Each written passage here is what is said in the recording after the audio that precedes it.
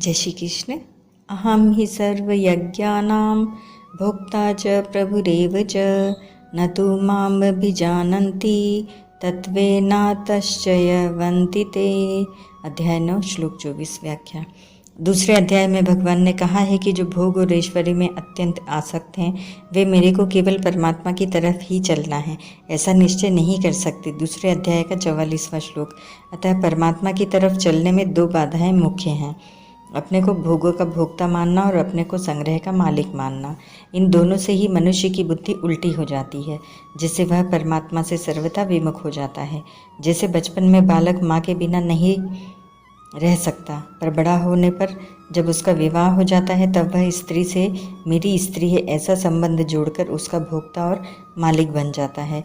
फिर उसको माँ उतनी अच्छी नहीं लगती, सुहाती नहीं। ऐसे ही जब यह जीव भोग और ऐश्वर्य में लग जाता है, अर्थात अपने को भोगों का भोक्ता और संग्रह का मालिक मानकर उनका दास बन जाता है और भगवान से सर्वथा विमुख हो जाता है, तो फिर उसको यह बात याद ही नहीं रहती कि सबके भोक्ता और मालिक भगवान हैं। इसी से उसका पतन हो जाता है। परंतु जब इस जीव को चेत हो जाता है कि वास्तव में मात्र भोगों के भोक्ता और मात्र ऐश्वर्य के मालिक भगवान ही हैं, तो फिर वह भगवान में लग जाता है, ठीक रास्ते पर आ जाता है, फिर उसका पतन नहीं होता।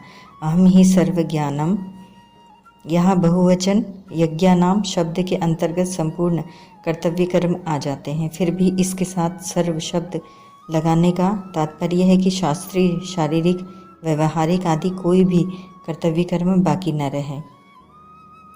भोक्ता च प्रभुरेव च।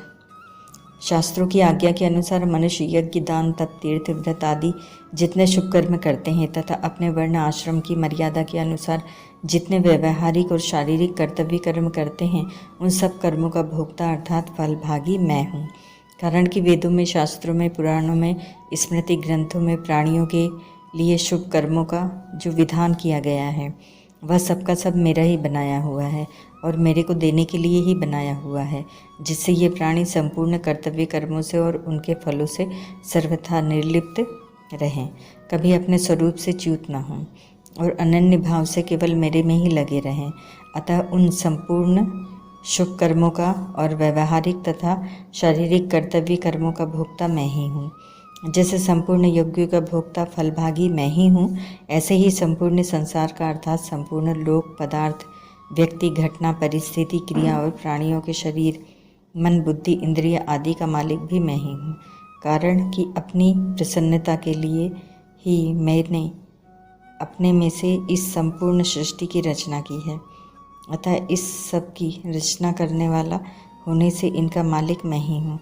विशेष बात, भगवान भोक्ता बनना क्या है? भगवान का भोक्ता बनना क्या है? भगवान ने कहा है कि महात्माओं की दृष्टि में सब कुछ वसुदेव ही है। 7वें अध्याय का 19वां श्लोक। और मेरी दृष्टि में भी सत्य असत्य सब कुछ मैं ही हूँ। 9वें अध्याय का 19वां श्लोक। जब सब कुछ मैं ही हूँ तो कोई किसी देवता की पुष्टि के लिए यज्ञ करता है, उस यज्ञ के द्वारा देवता रूप में मेरी ही पुष्टि होती है। कोई किसी को दान देता है तो दान देने वाले के लेने वाले के रूप में मेरा ही अभाव दूर होता है, उससे मेरी ही सहायता होती है।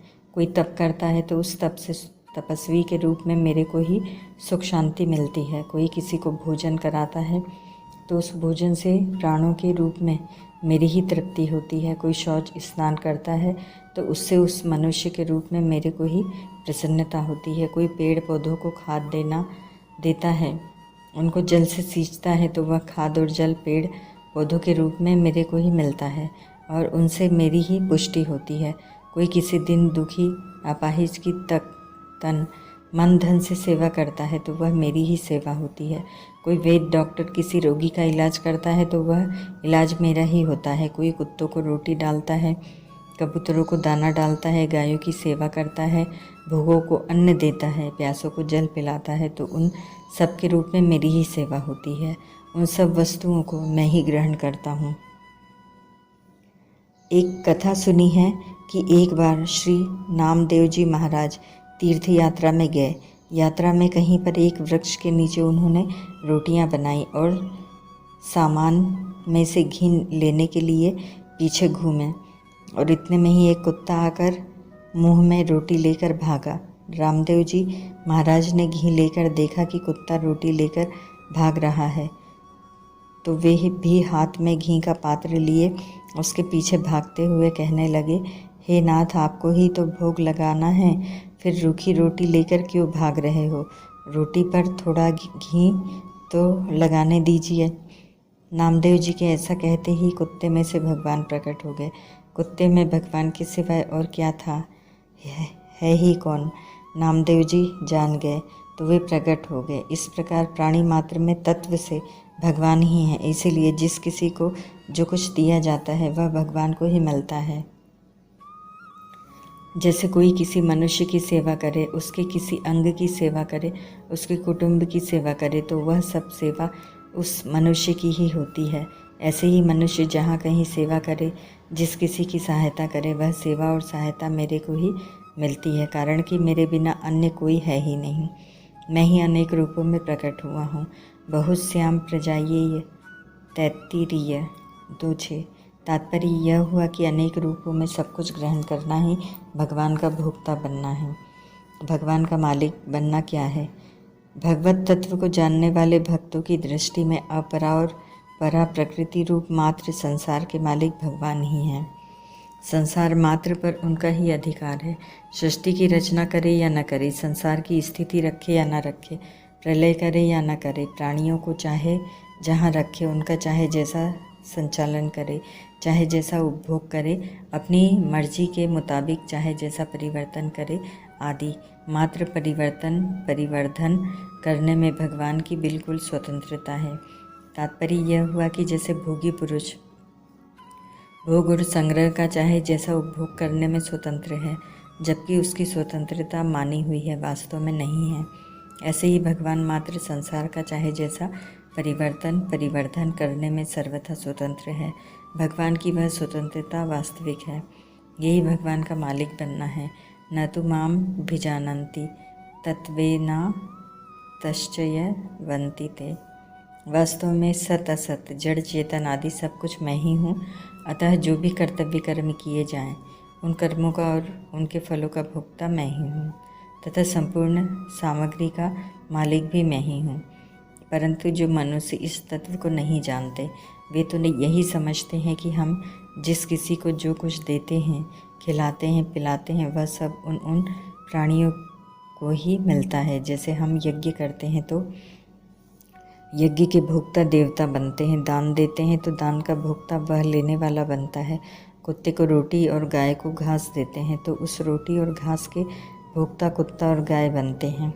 हम भोजन करते हैं तो भोजन के भोक्ता हम स्वयं बनते हैं, आदि आदि। तात्पर्य यह हुआ कि वे सब रूपों में मेरे को न मानकर अन्य को ही मानते हैं, इसी से उनका पतन होता है।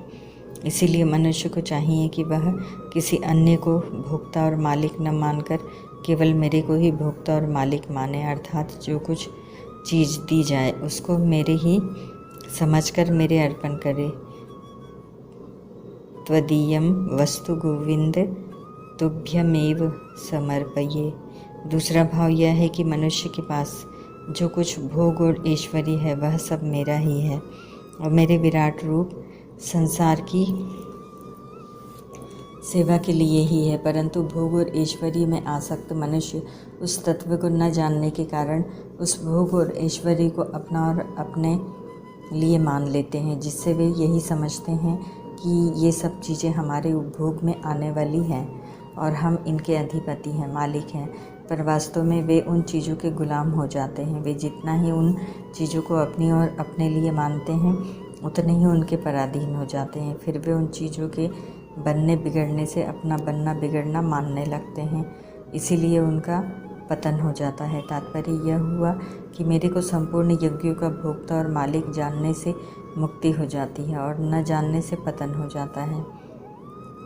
च्यवंती पद का तात्पर्य है कि भगवान को प्राप्त न होने से उनका पतन हो जाता है। वे शुभ कर्म करके ऊंचे ऊंचे लोकों में चले जाएं तो यह भी उनका पतन है, क्योंकि वहाँ से उनको पीछे लौटकर आना ही पड़ता है।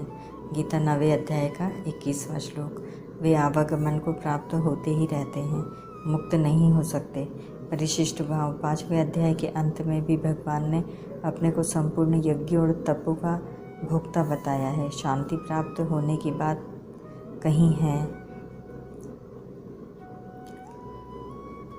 भोक्तारम यज्ञ तपासाम 5:29। वहाँ तो भगवान ने अव्यय रीति से अपने को संपूर्ण यज्ञों का भोक्ता जानने वालों को शांति प्राप्त होने की बात कही है, और यहाँ व्यतिरेक रीति से वैसा न जानने वालों का पतन होने की बात कही है।